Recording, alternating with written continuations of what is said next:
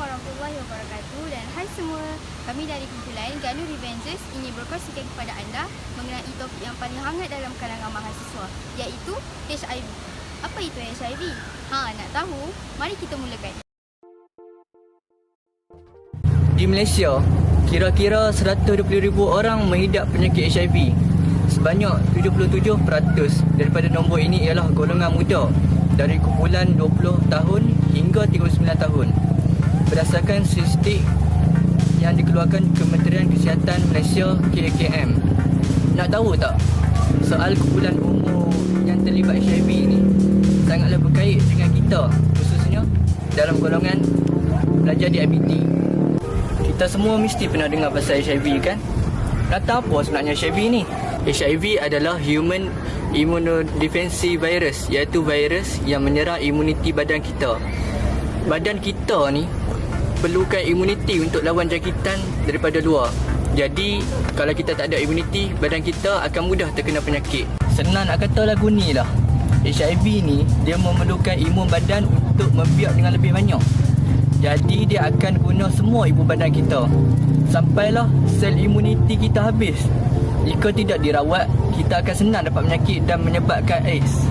Tapi malangnya, HIV ini tidak mampu disingkirkan sepenuhnya daripada badan manusia meskipun sudah dirawat.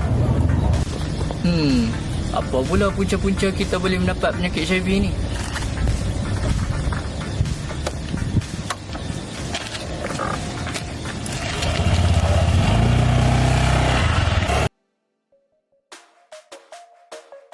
Setiap sesuatu pasti ada puncanya. Begitu juga dengan virus HIV ini. Antara punca-punca merebaknya virus HIV ini, yang pertama ialah pengamalan sel rambang. Ianya boleh berlaku di antara berlainan jantina ataupun sama jantina. Hal ini berlaku angkara daripada hancurnya moral dan etika belia pada ketika ini. Ekoran hancurnya moral dan etika belia pada ketika ini pula akibatnya kurangnya pendedahan ilmu agama yang kukuh dan padu kepada mereka, sehingga mereka sanggup melakukan pengamalan seks bebas yang sebegitu teruk ini. Seterusnya, punca yang kedua pula ialah perkongsian jarum suntikan antara penagih dadah. Statistik menunjukkan ramai remaja pada KL hari ini mengalami tekanan mental dan stres. Oleh sebab itu, ramai mereka yang mengambil najis dadah ini. Ini boleh menyebabkan merebaknya virus HIV ini dengan lebih mudah akibat perkongsian jarum suntikan dadah antara penagih-penagih dadah yang lain.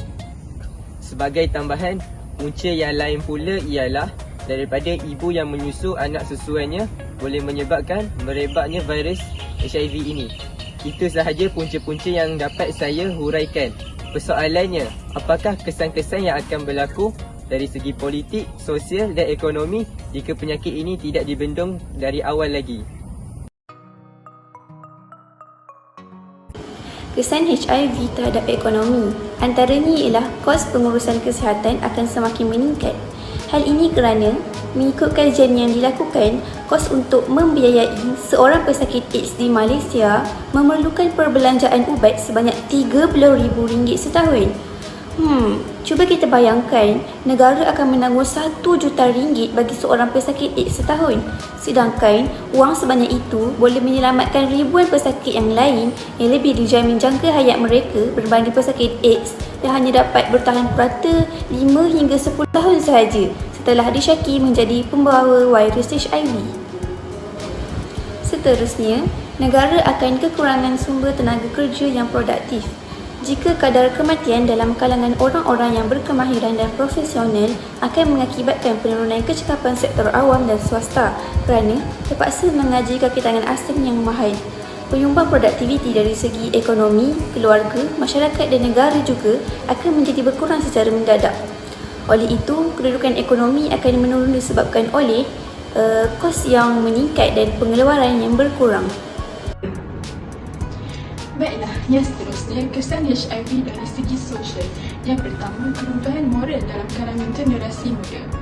Generasi muda pada masa kini semakin tidak peduli dan tidak indah serta mengambil ringan mengenai penjagaan nilai-nilai murni dan etika dalam kehidupan. Pergaulan yang bebas tanpa diawasi oleh ibu bapa menyebabkan remaja pada masa kini mudah terpengaruh dengan perkara-perkara yang buruk.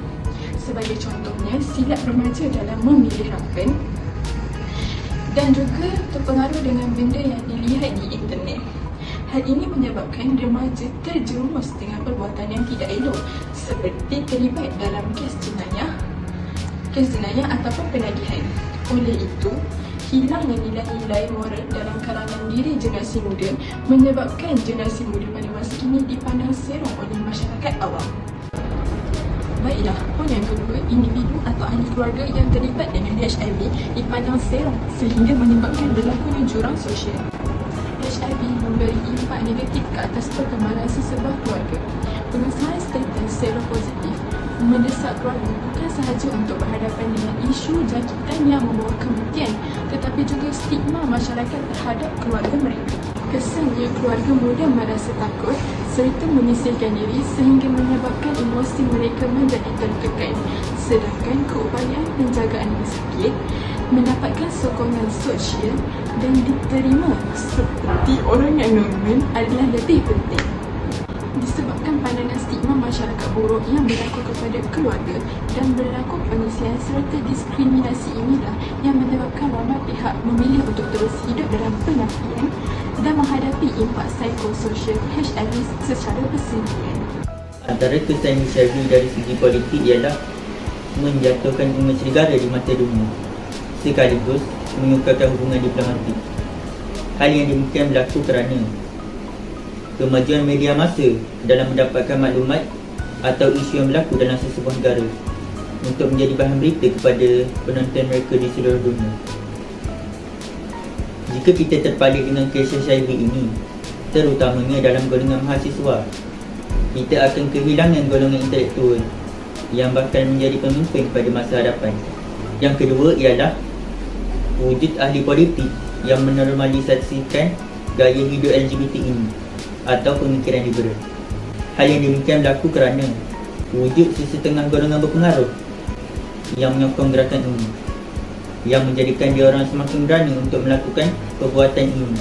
Budaya yang dahulunya dipandang hina kini diangkat setinggi-tingginya oleh mereka atas alasan hak asasi manusia.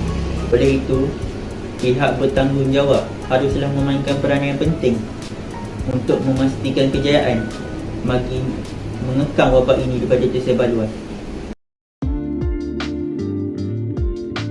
Okey, seterusnya adalah langkah-langkah mencegah HIV. Okey, yang pertama, kita hendaklah menjaga batas pergaulan seperti yang diajarkan dalam Islam supaya dapat mencegah dan mengawal daripada berlakunya seks bebas atau songsak.